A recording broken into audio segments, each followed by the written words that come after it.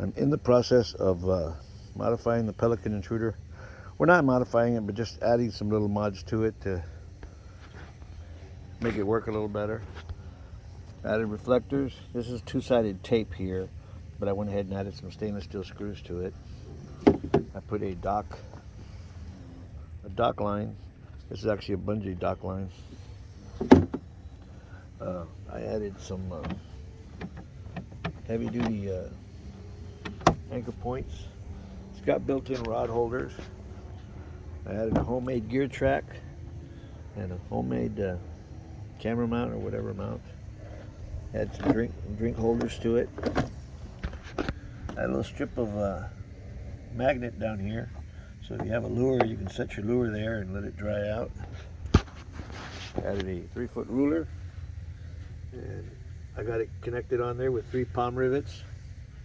They're basically plastic pop rivets. I added a magnet here. Here's another one of those drink holders.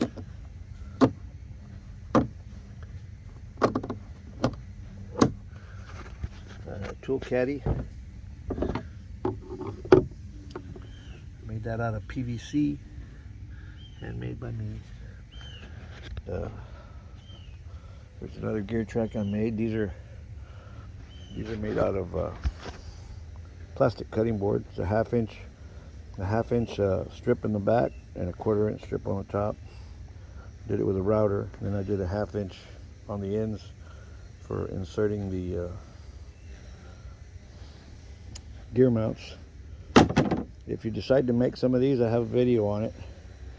But don't try to cut those tracks in a piece that small. Do it on a full board and then cut them to size. And here's the back end. I put a reflector light back here too, so if you have it in the back of the truck, you got a reflector on it. I had some pairs that I did on the bottom. Can't flip it right now because all my stuff's in it. All my hardware I use is stainless steel or plastic. And actually that's just something I just started because I just got the pop rivet gun for that. Pelican Intruder 2020. Thanks for watching.